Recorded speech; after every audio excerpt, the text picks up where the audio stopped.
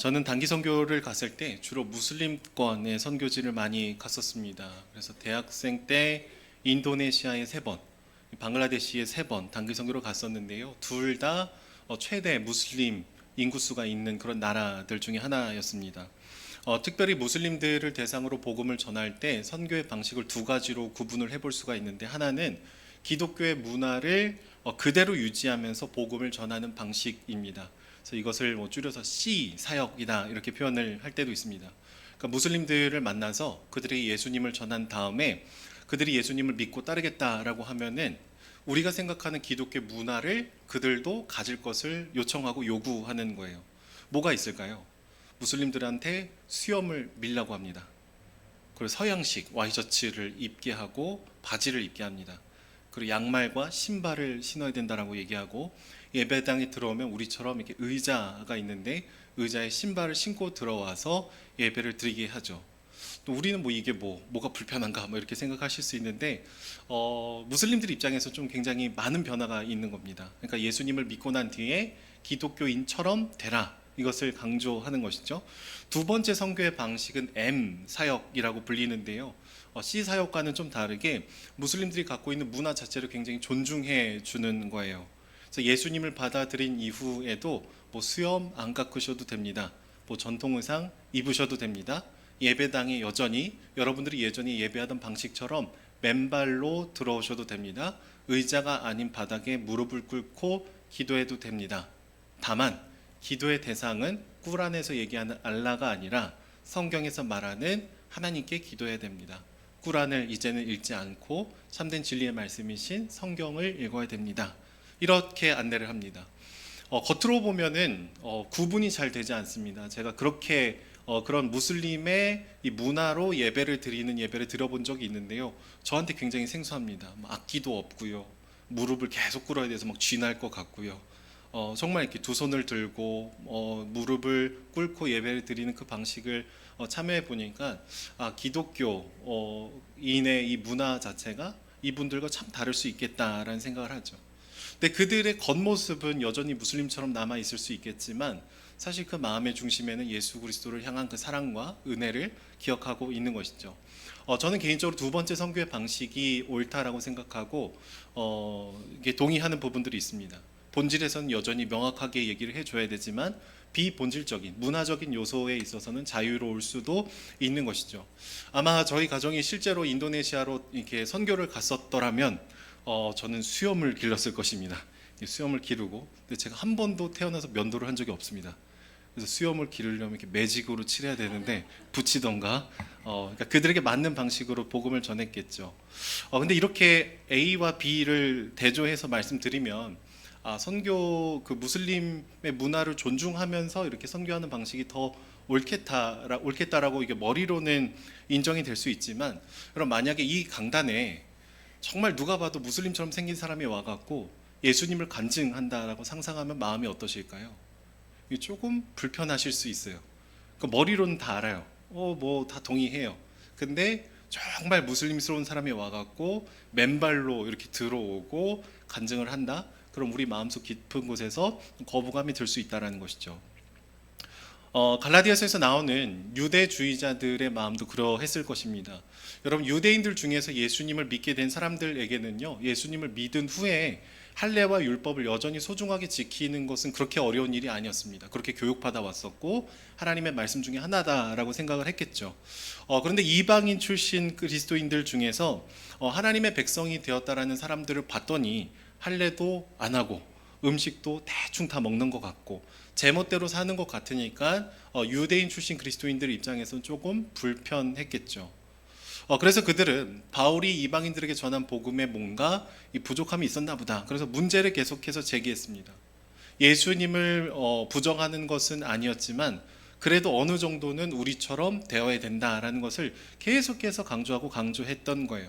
그들이 나처럼 변해야 됩니다라고 얘기를 했던 것이죠. 그런데 여러분, 이런 시도들은요, 사실 무슬림들에게 예수님을 믿고 나서 수염을 밀어야 됩니다. 옷을 바꿔야 됩니다. 신발을 신고 들어야 됩니다. 이런 부차적인 것을 너무나 중요하게 강조하고 강요했던 것과 비슷합니다. 여러분, 유대주의자 출신 그리스도인들이 이런 요청을 하는 근본적인 이유와 원인은 무엇일까요? 나는 복음을 알고 예수 그리스도의 은혜로 구원을 받았다라는 것을 고백하지만 여전히 그들의 마음의 중심에는 나라는 존재가 더 중요하게 작동하는 거예요.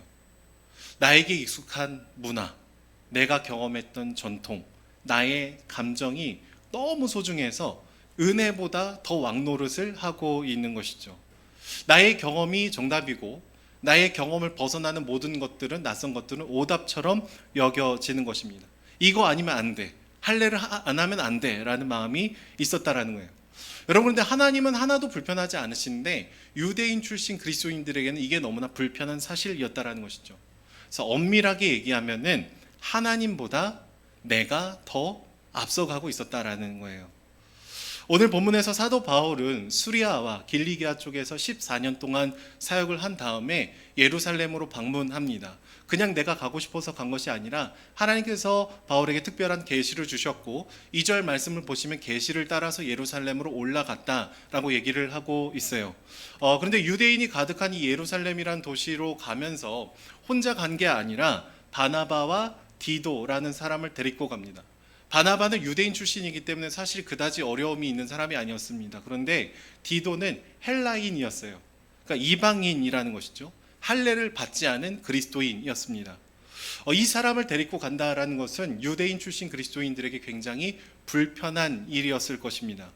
그런데 바울은 이 무할례자인 디도를 예루살렘에 데리고 갔을 때에 사람들이 불편해하고 불만을 표출할 수 있다는 것을 충분히 알고 예상했음에도 불구하고 복음의 본질이 무엇인지를 정확하게 얘기해 주기 위해서 갈등을 피하지 않습니다.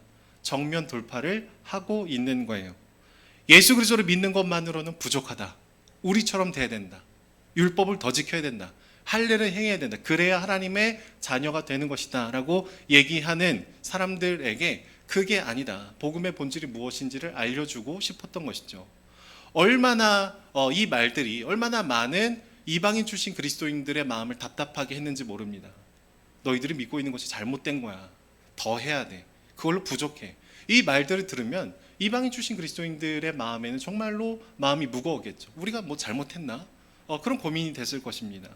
또 반대로 그런 얘기를 하는 사람들, 유대인 출신 그리스도인들이라 할지라도 계속해서 율법의 종으로 살고 있는 그들에게 복음이 무엇인지를 제대로 알려준다면 그들도 참된 자유를 누릴 수 있었겠죠. 그래서 의도적으로 디도를 데리고 가고 있는 거예요.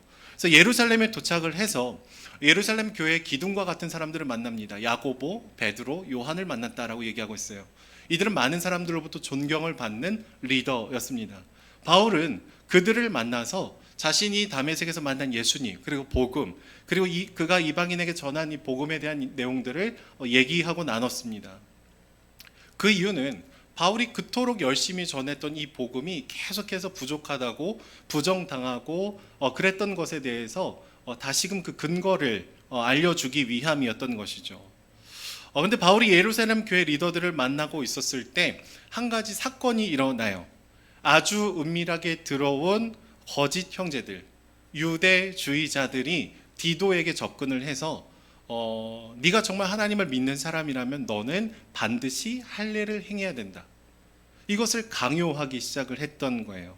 그래서 4절 말씀의 뒷부분을 보시면 이렇게 기록이 되어 있어요. 그들은 그리스도 예수 안에서 우리가 가진 자유를 엿보고 우리를 종으로 삼고자 하되라고 얘기하죠. 그러니까 예수님이 주신 자유를 왜곡하고 곡해하면서 율법의 종으로 삼으려고 했다라는 겁니다. 이에 대해서 바울은 뭐라고 얘기할까요? 우리가 한시도 한순간도 복종하지 아니하였으니 그것은 복음의 진리가 너희 안에 있게 하려 함이다라는 얘기를 합니다. 그러니까 바울은 많은 비판과 부정적인 얘기를 들으면서도 단 한순간도 타협하지 않았다라는 거예요. 좀 이렇게 피곤할 수도 있거든요. 계속해서 막 부정적인 피드백을 들으니까 야 그냥 할래 좀 해라 이랬을 수도 있을 것 같아요.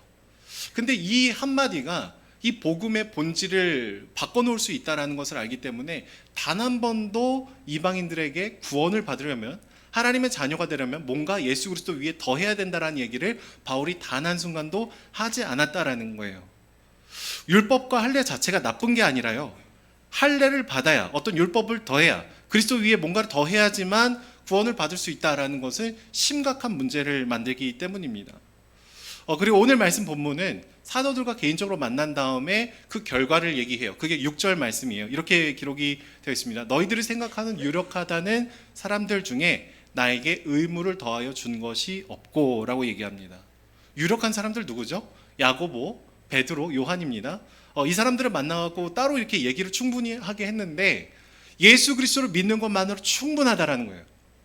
너희들이 신뢰하고 너희들이 권위를 두고 있는 그 사람들도 예수님의 전적인 은혜로 우리가 하나님의 자녀가 될 수 있다는 것을 얘기해 주더라. 또 다른 의무를 더해 준 것이 없더라라는 것이죠. 예수면 충분하다라는 얘기를 하는 겁니다. 그리고 서로 각자 다른 대상에게 지금 복음을 전하고 있는데 사실 우리는 다른 모습이 참 많지만 진리에 대해서, 본질에 대해서는 똑같군요 라는 것을 서로 확인한 것이죠. 그래서 서로 친교의 악수를 행했다라고 얘기합니다. 여러분, 예루살렘의 그 유명했던 이 사도들이 나만의 스타일, 나만의 생각, 나만의 전통을 바울에게 강요하지 않았습니다. 우리 모두 하나님의 은혜로 구원받은 것이고 소소한 부분에 있어서는 우리가 서로 조금씩 다를 수 있다. 근데 그게 문제가 되지 않는다. 그 중에 하나가 할례다. 이건 부차적인 거다. 옵션이다라고 얘기하는 거예요. 여러분, 진정한 복음을 우리가 믿고 향유하게 될 때 우리의 내면에 주어지는 것이 있습니다. 그것은 진리가 주는 자유함이에요. 하나님이 우리를 얼마나 사랑하신지가 우리가 체감이 되다 보면은요, 아주 사소한 문제에 집착을 하지 않습니다. 막 뭐 의자를 이렇게 놔야 되냐, 저렇게 놔야 되냐, 뭐 해야 되냐, 이런 걸로 다투지 않는다는 거예요. 왜요? 하나님의 무한하신 은혜가 계속해서 우리 안에 부어지고 있기 때문이죠. 서로 지적하고 비교하고 판단하는 것이 아니라 그 넓은 주님의 사랑을 누리면서 서로 다르지만 그러나 하나님의 아름다운 동역자라는 것을 우리가 고백하고 함께 걸어가게 되는 것이죠. 주님이 우리를 안아주시기 때문에 다르지만 서로 안아줄 수 있는 겁니다. 여러분, 수련회 가면 레크레이션 중에 판을 뒤집는 그런 게임을 합니다. 판 뒤집기. 우리도 그 예전에 한번 여기서 한 적이 있었어요. 우리 휘건이가 엄청나게 열심히 했던 기억이 납니다. 막 빛의 속도로 판을 뒤집는 거예요. 한쪽 면은 하얀색, 한쪽 면은 검은색이라고 가정을 해봅시다. 두 팀을 나눴어요. 이렇게 나누고 그래서 준비 시작 하면 한 팀은 계속해서 검은 면이 위로 오게 뒤집고 또 다른 팀은 하얀 면이 위로 오게 계속해서 뒤집습니다. 그런데 우리 스스로 복음을 들었음에도 불구하고 정죄하고 스스로를 부정적으로 보고 내가 뭔가를 더 해야지만 하나님이 사랑스럽게 바라보실 거라고 생각하는 사람들은요, 우리 마음에 계속해서 검은 면을 위로 뒤집는 거예요. 내가 예수님을 믿었는데 짠 하고 모든 것이 단번에 변하지 않거든요. 여전히 연약하고 여전히 부족하고 내가 원하는 대로 잘 살지 못하는 순간들도 분명히 있습니다. 그러면 그때 계속해서 내 판을 뒤집는 거예요. 나는 하나님의 자녀가 아닌 것 같아. 잘못 믿는 것 같아. 난 너무 이중적인 것 같아. 난 너무 가식적인 것 같아. 막 계속해서 내 마음에 검은색 면이 가득하도록 내 마음을 뒤집는 거예요. 근데 주님은 어떠실까요? 예수님은요, 계속해서 우리 뒤를 따라오시면서 하얀색 판을 뒤집어 가십니다. 아니야, 괜찮아. 그래도 난 널 사랑해. 완벽하지 않아도 괜찮아. 내가 너를 그럼에도 불구하고 사랑한다. 계속해서 우리에게 말씀해 주시면서 우리를 긍정해 주시고 우리를 안아주시고 우리 소중하다고 얘기해 주시는 것이죠. 근데 여러분, 이 싸움이 늘 있습니다. 늘 있어요. 계속 반복이 돼요. 그래서 복음을 제대로 알고 누리는 사람들은요, 하나님께서 끊임없이 내 마음에 부족한 것들을 계속해서 하얀 배경으로 바꿔주신다는 것을 믿고 신뢰하면서 걸어가는 사람입니다. 내가 뭔가 잘해갖고 하얀 면을 드러내는 존재가 아니라 주님께서 알아서 다 해주신 것을 내가 선물로 받는 것이죠. 그 사랑을 누리는 사람은 어떨까요? 나의 모난 부분이 있어도 계속해서 복음을 기억합니다. 나의 연약한 모습이 드러나도 계속해서 복음을 선포합니다. 그래도 사랑스러워. 계속해서 흰 면을 위로 올리는 거예요. 그렇게 나를 수용하는 사람은 어떤 특징을 갖게 되냐면요, 자유함을 느낍니다. 누군가 실수하고 누군가 예수님 잘 믿는다고 얘기하는데 막 잘못한 부분이 있어요. 인격적으로 연약한 부분이 있어요. 예전에 나였으면 막 지적하고 뭐라고 하고 막 고쳐내려고 했겠지만 하나님의 은혜를 경험한 사람은 기다려줘요. 저 사람도 참 힘들겠다. 괜찮아. 기다려주면서 누군가를 너끈히 안아줄 수 있는 넓은 품을 갖게 됩니다. 어떤 부분에 있어서 우리가 신앙생활을 하다 조금 다를 수도 있어요. 근데 너도 나도 은혜 받은 자이기 때문에 예수 그리스도의 은혜가 우리 안에 왕노릇하기 때문에 친구의 손을 계속해서 내밀면서 괜찮아요, 괜찮아요 이렇게 얘기해 주는 것이죠. 야고보와 베드로, 요한도 은혜 받은 자였고 바울을 지금 용납하고 있습니다. 다르지만 틀렸다고 얘기해 주지 않는 거예요. 근데 반대로 여러분 예수님의 사랑을 들었어요. 귀로는 들었습니다. 머리로는 이해합니다. 근데 가슴으로 이 사랑을 깊이 느끼지 못하시는 분들은 계속해서 나의 마음에 검은 판을 뒤집어 나가는 거예요. 기도가 좀 부족하면 왠지 하나님 날 덜 사랑할 것 같고, 내가 막 공동체를 더 섬겨야 될 것 같고, 내가 막 끊임없이 나를 압박하고 겁주고 막 두렵게 하는 것이죠. 그 나만 그렇게 합니까? 다른 사람 마음에 가서 그 판을 갑자기 뒤집습니다. 야, 너 신앙생활 한 지 20년 됐는데 아직도 뭐 이것도 몰라? 이 성경이 구약인지 신약인지 몰라? 막 이러면서 뭐 계속해서 검은 판을 뒤집어 놓는 거예요. 왜요? 나만 그러면 좀 불편하니까. 나도 자유함을 못 느끼고 다른 사람도 종처럼 만들어 버리게 되는 것이죠. 그래서 하나님은요, 바울에게 예루살렘에 올라가서 그들이 복음 안에서 한 가족됨이 무엇인지를 알려주고 누리게 하라고 보내주신 것 같아요. 그러니까 그냥 이 바울이 세 명의 사도랑 만나갖고 만나게 된 이 결론이 그냥 이방인 출신 그리스도인들에게만 기쁜 소식이 아닐 겁니다. 예수님께서 주신 자유를 들었음에도 불구하고 스스로 율법의 종으로 자처하는 유대주의자들, 할례가 꼭 필요하다라고, 이거 없으면 이단이라고 얘기하는 사람들도요, 이 바울을 통해서 다시 한번 듣게 되는 게 뭐죠? 복음이 무엇인가를 다시 듣게 되죠. 바울이 이렇게 얘기하는 거 아닙니다. 야, 니네들이 존경하는 사도들도 내가 맞대잖아. 너네 틀린 거야. 너네 가짜야. 너네 잘못된 믿음이야. 여러분, 바울이 이렇게 카운터 펀치를 날리는 게 아닙니다. 너희도 주님의 은혜 안에 있어. 잘하지 못해도 괜찮아. 너희들 지금 이방인들 계속 무시하고 막 할례 안 하면 문제 있다고 얘기했지만 그 모습까지도 주님이 사랑해. 여러분, 이게 복음입니다. 우리는 받은 대로 갚아주고 싶어요.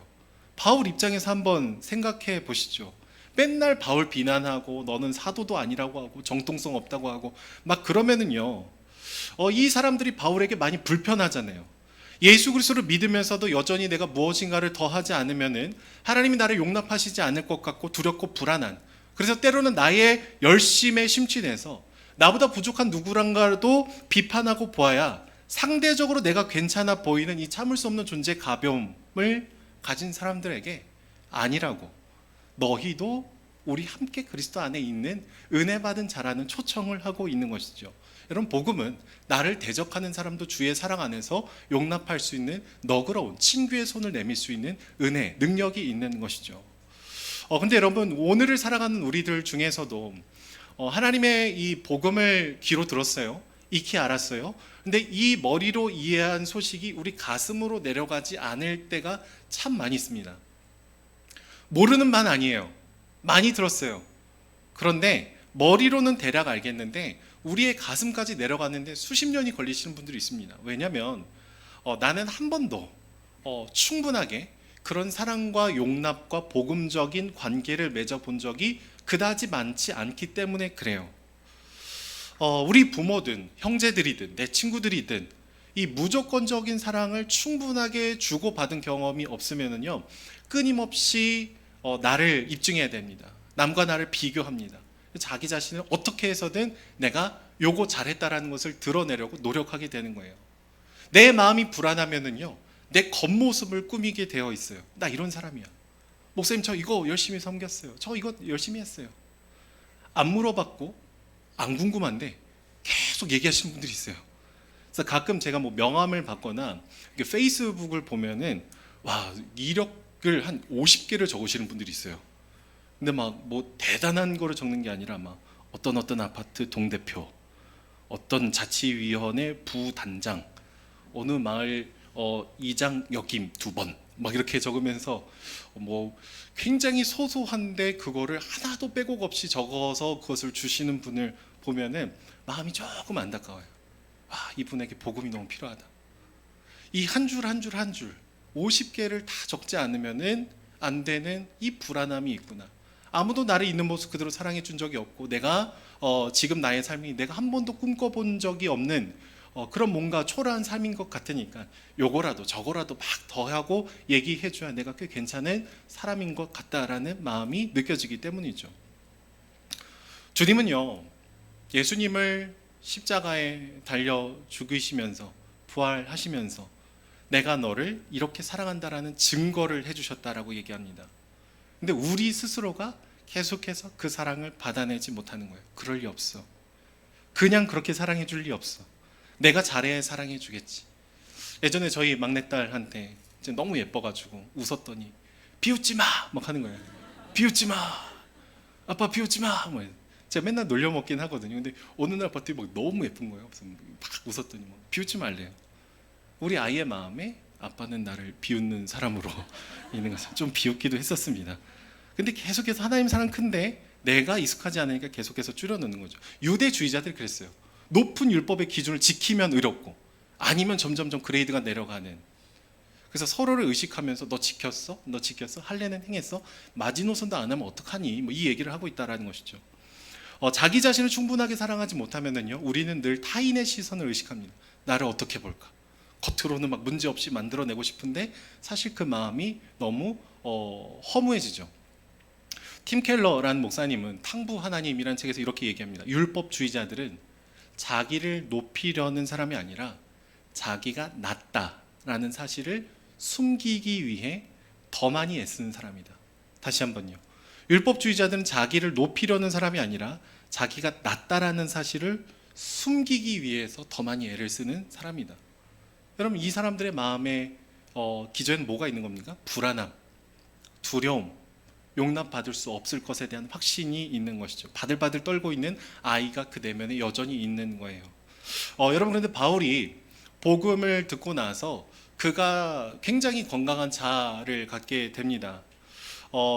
많은 사람들이 부러워할 만큼 바울은 유대인으로서 굉장히 스펙이 좋은 사람이었거든요. 근데 그가 나중에 뭐라고 얘기하냐면 이 모든 것이 다 배설물로 여긴다라고 얘기해요. 왜냐하면 내가 나의 존재를 그리스도 안에서 나를 찾아내기 위해서.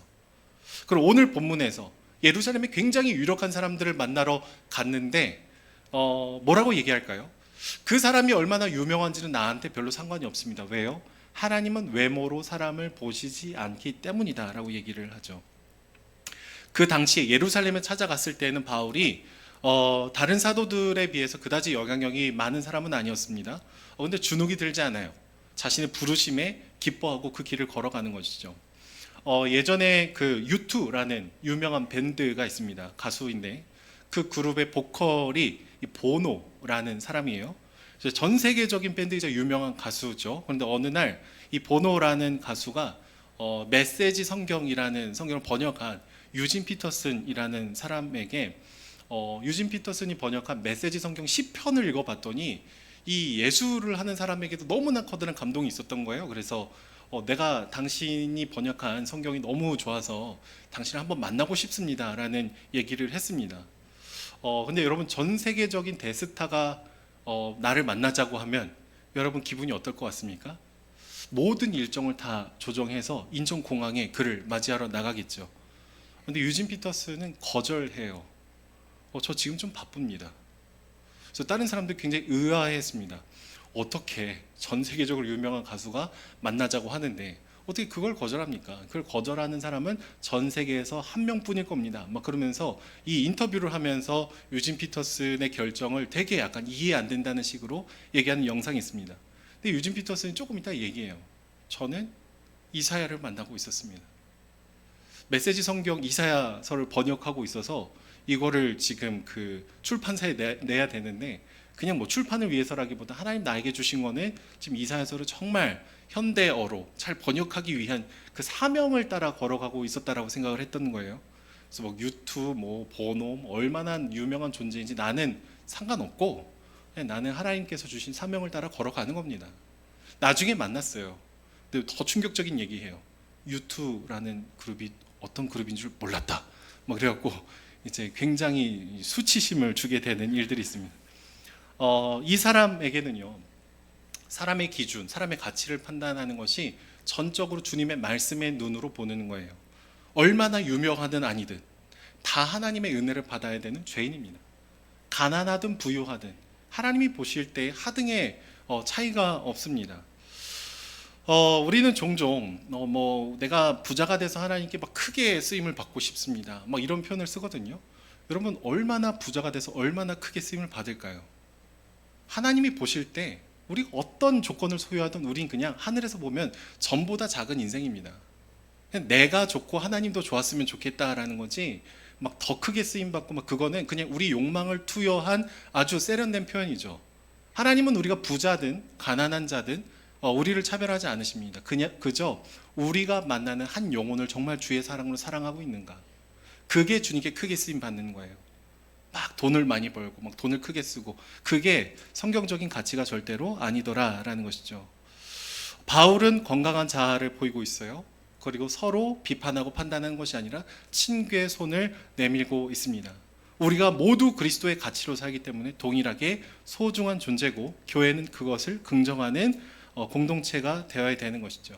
여러분, 이렇게 복음이 우리 안에 깊이 들어오게 되면 우리의 내면이 점점점 넓어지면서 우리가 자유하고 좀 너그럽고 넓은 품이 우리 안에 주어지게 됩니다. 다른 사람과 내가 조금 다르다고 해서 비판하거나 정죄하거나 판단할 필요가 없어져요.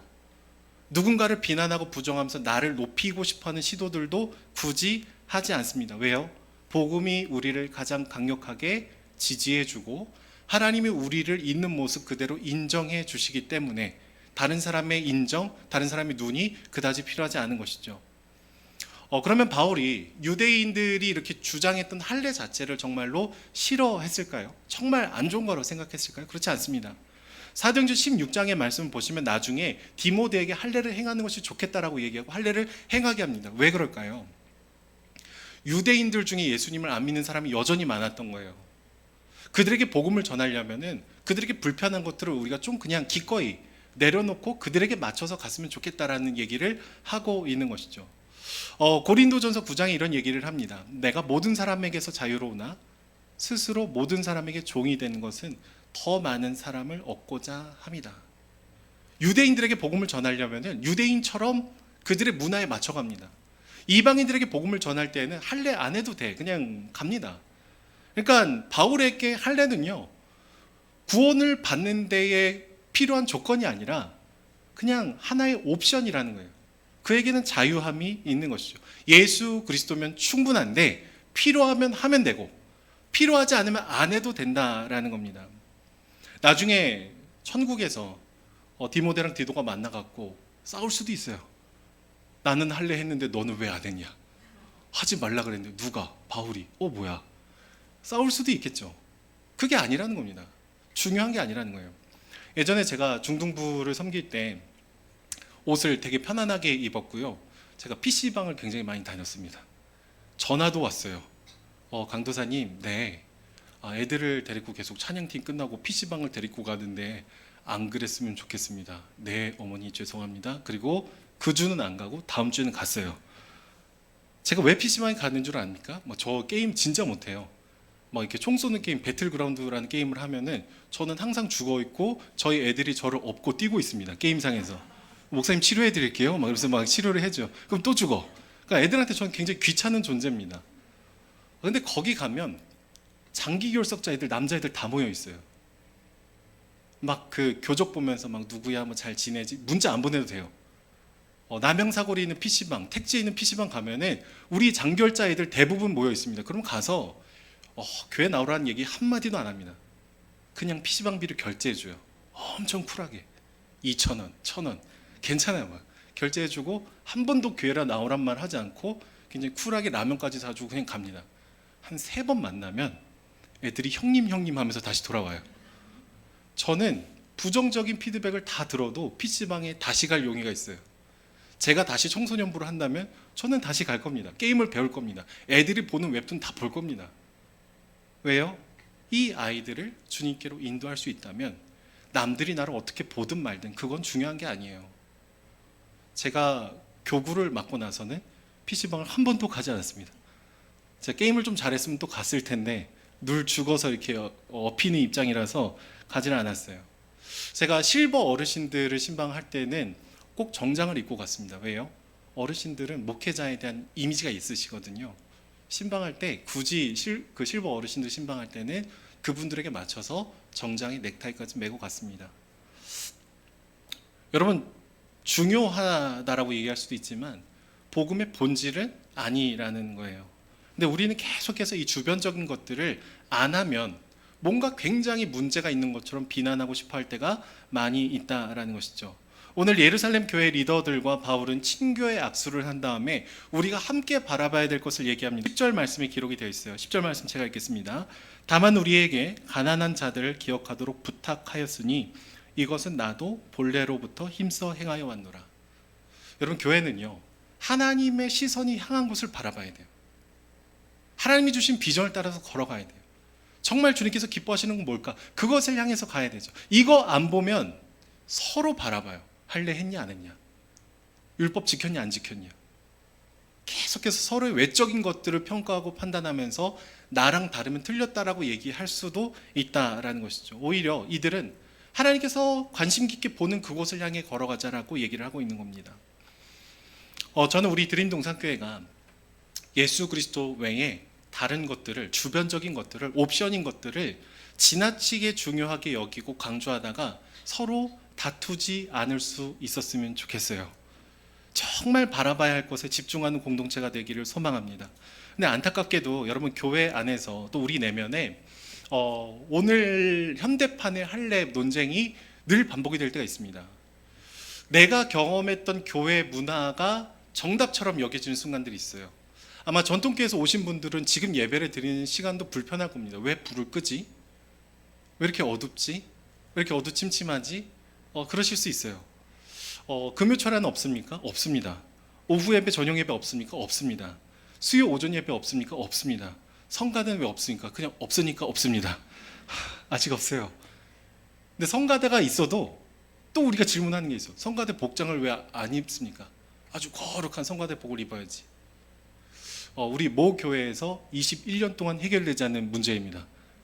늘 물어보세요. 성가대는 왜 성가대 복을 입지 않냐. 심지어 어떤 한 분은 교회를 떠났어요. 그 문제 때문에. 제가 마음이 너무 불편합니다. 집사님, 그걸로 떠날 것까지는 아닌데요. 가셨어요. 어쩔 수가 없었죠. 마음이 아팠습니다. 여러분, 나의 경험이 절대화가 되고 부차적인 것들이 신앙의 가운데로 들어오게 될 때 우리는 서로에 대해서 불편한 감정을 얘기하게 되죠. 남을 나에게 익숙하게 만든다라는 것은 무슬림들에게 수염을 깎는 일입니다. 할례를 억지로 행하게 하려는 것입니다. 아마 우리 소그룹 모임, 패밀리 모임에 가서 보시면은 우리 전통교회 오신 분들 좀 당황하실 수 있어요. 원래 우리가 뭐 속예배, 구역 예배를 드릴 때는 형식적인 예배의 절차들을 많이 지키셨거든요. 막 찬송가 꼭 부르고 사도신경 주기도문 외우고 대표기도 탁 한 다음에 우리 거룩하신 주님의 말씀을 다시 한 번만 이렇게 얘기를 듣는. 근데 저희 교회 와서 셀 모임에 들어가시면, 패밀리 모임 들어가시면 첫 번째 질문 막 이런 겁니다. 당신의 어린 시절의 별명은 무엇입니까? 그럼 전통교회에서 오신 분들은 막 답답해하세요. 야, 내가 지금 힘들게 퇴근하고 이 시간을 내가 갖고 왔는데 내 어린 시절의 별명 따위를 얘기해야 되다니. 그래서 막 불편해하세요. 뭐 우리 교회에 있다는 게 아니라 예전의 경험이 그렇다는 겁니다. 이게 틀렸다라는 거예요. 구역 예배는 이렇게 해야 된다. 그래서 나중에 셀리더 교육을 받은 다음에 갑자기 전통교회처럼 탁탁탁탁 합니다. 내가 이러려고 순장이 됐다, 뭐 그렇게 하면서 나에게 익숙한 셀 모임을 다시 시작하시는 거예요. 다른 건 틀렸다라는 거죠. 저는 우리 교회가 정말 복음의 본질 아니면 나머지는 자유할 수 있었으면 좋겠습니다. 디도에게 찾아가서 억지로 할례를 행하게 하는 것이 오늘날에도 이루어질 수 있는 거예요. 저는 또 우리 은혜동산교회에서 분리기절 함께 나오신 대부분의 분들도 이 불편함을 잘 이겨나가시기를 기도합니다. 어떤 분이 제 정확하게 기억 안 나는데 목사님 영어 좋아하냐고 물어보신 분이 있어요. 그래서 지금 다락방을 제가 패밀리라고 F 발음하고 뭐 여러 그 이름들을 계속 영어로 지으니까 엎드리면 50도 막 영어로 막 쓰고 막 그러니까 영어 좋아하냐, 그래서 좋아하는데 잘 못하는데 다를 겁니다. 이름도 다르고 모임의 방식도 다르고 우리 모교회와는 많이 다를 거예요. 또 심지어 없는 게 많을 겁니다. 예전에 뭐 이것도 있고 저것도 있고 그런데 우리는 없는 게 많을 거예요. 근데 그게 우리 교회예요. 우리 사무실에 보면 지금 애기들 막 앉고 있거든요. 저 갓난 애한테 야, 너 왜 안 뛰냐? 야, 일어나봐. 뛰어봐. 수요일에도 좀 모여봐. 이것도 해봐. 그럴 수 없어요. 우리에게 허락해 주신 템포가 있고 우리에게 허락해 주신 문화가 있고 우리로만 주님께서 써 내려가시는 질서가 이제 조금씩 생겨나게 되는 것입니다. 우리는 그것이 나의 익숙함과 좀 다를지라도 자유하고 존중하고 사랑하고 기도할 수 있어야 되는 것이죠. 우리 선생님 건반을 눌러주시면 좋겠는데요. 우리 교회의 핵심 가치의 첫 번째는 디보션입니다. 드림의 D는 디보션이에요. 그래서 나를 드리다. 뭐 개척교회니까 여러분 더 헌신하십시오 이런 의미는 아닙니다. 나를 드리다라는 이 가치는요, 굉장히 솔직한 고백입니다. 우리는 예배를 드리는 이 순간에도 내가 너무 중요한 존재라는 고백이에요. 예배를 드리는 시간에도 내가 은혜 받고 내가 감동받고 나에게 익숙한 찬양, 나에게 익숙한 조명, 나에게 익숙한 옷차림, 이거 아니면 우리 예배 집중 못 하거든요. 여러분, 예배는 가장 하나님을 높일 수 있는 시간인데 그 시간마저도 내가 너무 높아져 있다는 것은 예배 외에 다른 모든 것의 가장 중심에 내가 서 있을 수 있다는 거예요. 내가 왕이 될 수 있다는 겁니다. 복음을 계속 얘기하시는데 아니라는 거예요. 내 행위로 나아가고 싶습니다. 나보다 못하는 사람 비판하고 싶습니다. 그게 복음이 아니라는 거죠. 그래서 우리가 자주 얘기하는 표현이 있습니다. 나를 위한 예배에서 나를 드리는 예배로, 나를 위한 하나님에서 하나님을 위한 나로, 이 방향 전환이 계속해서 일어나야 되는데 이 고백은 솔직히 굉장히 비참한 고백이에요. 하나님, 저는 예배를 드리면서도 나를 예배합니다. 교회를 위해서 섬기면서도 내가 인정받으려 합니다. 굉장히 비참한 고백을 매주 드리거든요. 우리 2부 예배 드리시는 분들 1부 예배 한번 오시면은 이 문구들 실제적으로 매주 고백합니다. 주님, 나는 죄인입니다. 하나님의 일을 위한 일을 하면서도 우리는 나를 내세웁니다. 이런 고백들을 합니다. 저는 그럼에도 불구하고 하나님께서 우리를 붙들어 주신 줄로 믿습니다. 그 은혜가 우리 안에 왕노릇하는 공동체가 되어야 되는 것이죠. 나에게 익숙한 경험 절대 하지 마십시오. 할례입니다. 내 스타일, 내가 원하는 소통 방식, 왜 나한테 얘기 안 하고 건너뛰냐, 자기 주장입니다. 17세기 신학자 루퍼투스 멜데니우스는 이런 얘기합니다. 본질에는 일치를, 비본질에는 자유를, 모든 것에 사랑을. 여러분, 복음을 알면 본질에 일치해요, 비본질에 자유합니다. 주요하지 않은 것 같고 다투지 않아요. 뭐 그럴 수 있지, 중요한 거 아니지, 뭐 그럴 수 있지. 모든 것에 사랑을 더할 수 있게 됩니다. 근데 여러분, 복음을 모르면 비본질에 집착해요. 왜 이거 안 해? 왜 이렇게 조명이 어두워? 왜 우리가 원하는 대로 하지 않는 거야? 자기 주장과 다툼을 하게 되죠. 저는 예수 그리스도 위에 우리가 무엇인가를 계속 더하지 않는 공동체가 될 수 있었으면 좋겠습니다. 전적인 주의 은혜가 우리 안에 부어지고 우리 안에 참된 자유가 주어지고 서로에게 친교의 손을 내미는 아름다운 복음의 역사가 일어나기를 축복합니다.